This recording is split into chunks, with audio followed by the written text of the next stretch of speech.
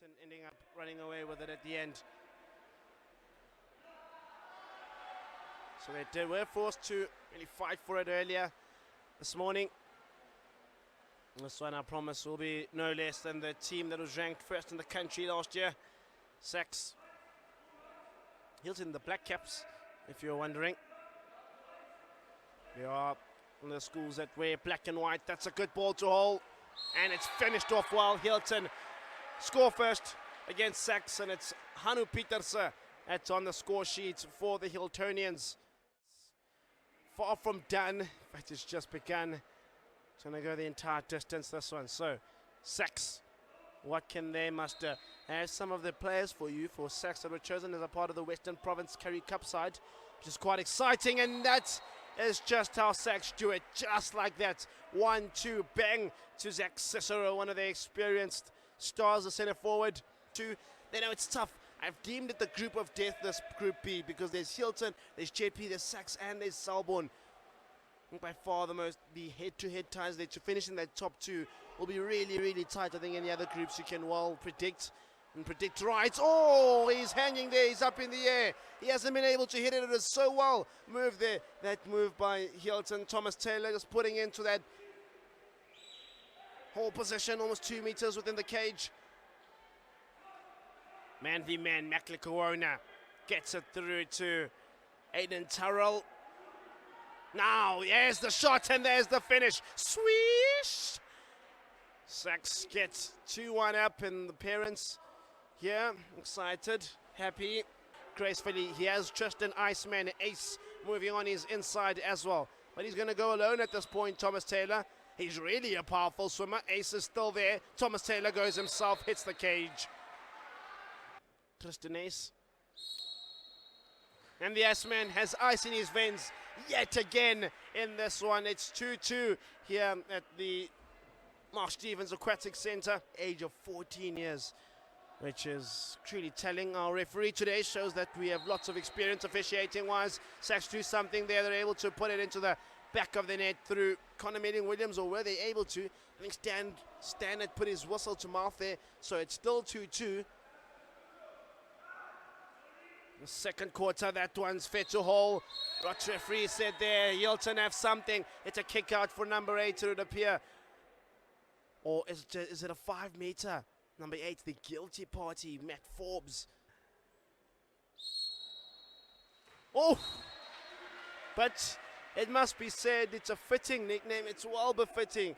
Every single time he steps up from 5 meters, Tristan Ace has ice in his veins. So it's going to be quite nice at King Edward for the next 3 days. Oh, that man's left all alone, and that's what he'll do. Janro Ross, yucko. Janro Rojo Ross rocking. He's one rock star of a polo player. I know that for the Jenny Orchards Basketball Invitational Tournament, it was a live broadcast, but it's strictly AI cameras. Imagine that. No, I'm so excited to see how the trajectory of the school broadcasting landscape evolves at SuperSport Schools as SACS get themselves into a good place there.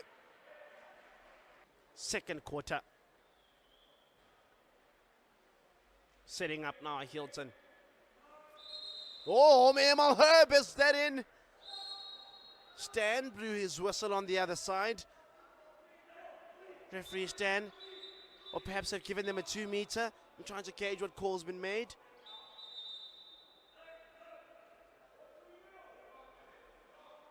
So ball still in the possession of the black and white of Hilton. Working it around. 13 seconds, 12 on the shot clock for them to shoot. Oh, must feel that they could have got something more there. Played a decent night series campaign. In fact, I enjoy watching them play polo every single time they step into the pool. SACS. Kick out there for Hilton. Oh, there it is. There it's in. Mackley. And that plate last year was won by Westville, defeating Northwood.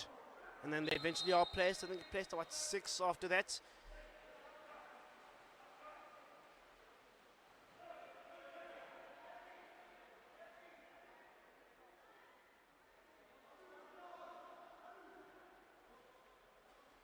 Oh, on the money is Hanu Petersen.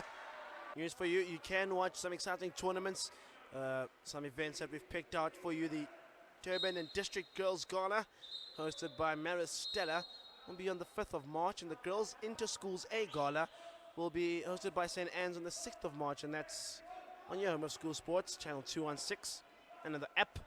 Can catch some of that aquatic sports action from KZN perspective. Oh!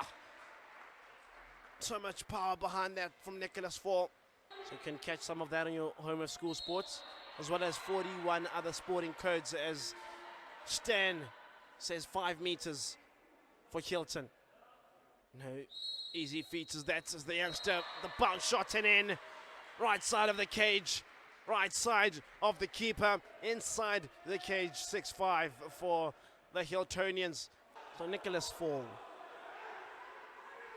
Now he has a movement. There was the kick out there for Hilton, and SACS profits. SACS put it into the back of the net, or were they able to there? No, the reversal had been affected. It's 6-5. That goal isn't going to count. Reversal the way of Hilton. They'll be happy, get the 1 goal, get back into this one. Shot clock moves, 20 seconds for the Hiltonians. This is Mitchell Wilson. Pushing back there on the player. Oh, and Wilson, you beauty. It's 6-6. The game is well and truly alive now. I don't think Hilton have beaten SACS in the head-to-head in quite some time. Those screeching on the side, 3 seconds though on the shot clock. Don't have forever to shoot. Someone needs to hit it. Oh, and it stayed out. It somehow stayed out. Oh, Trent Chubb's on the money this time. That's an excellent save. So, this one will be perhaps a tie going into the final 10 minutes. There's movement inside. Oh, he's got that behind. Melling Williams now into his stride. That's an interference, and I'm sure it's a kick out, or it's a 5. It's a 5. Oh, on the money. SACS in the lead. School rankings. Turned by Fall. Could make it 2, does make it a 2-goal buffer, 2-goal cushion. Nicholas Fall on that right side with his left hand. Always so dangerous. Another one of their national representatives last year. Goes over to Matt Forbes, and that's in for SACS. That's in by Yandro Ross. Yandro Rojo Ross. Also chosen as a part of that Currie Cup side. Gets Swall to that post every single time. I think that must be one of his specialist areas every single time I've watched him play polo. Knows how to get to that post area where defenders aren't at the right time. Put it into the back of the net. He's done that again here to make it a 3-point game. Hilton. Oh, the pop, the finish is absolutely crisp. It's just an ace. It's Iceman. It's ace, ace, ace. The referee has called the reversal for Leo Jackson in goal. Often been in the shadow of Jordan De Sousa. I'm sure he'll be looking this year to make a mark for himself. That's a good shot by Ross underneath the armpits of the goalie.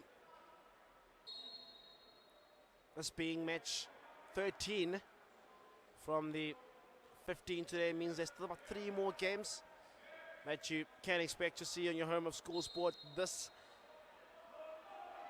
afternoon. I'll let you know the games that are still coming up. Oh, ho, ho! Hanu Petersen, he knows how to pull one out the bag. Saw it in the second quarter. He's got one again now.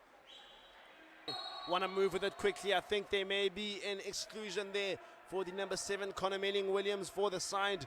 He's the captain for SACS. Obstructing the play there. Man up for the Hiltonians.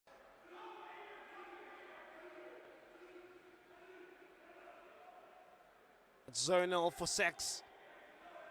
It's Garrick Phillips.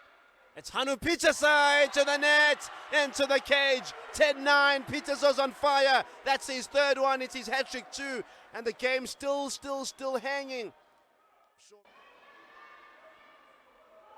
It's Thomas Taylor is on to that one on the money. Yes, oh, Leo Jackson, goalkeeper, has come up in the big moment with a big save. That's what good keepers are for, those big saves. Frantic absolutely now here then at the Aquatic Centre. You see, it's nail-biting stuff. Fans on the edge of their seats. So are we here in the broadcasting positions. This is Murtlock. Haven't seen too much of him in the game. High press. That's looking to work that clock now. A SACS. 8 seconds remain. As we said, they would have had to do it the long and the hard way. Nicholas Fawley will rise for this one.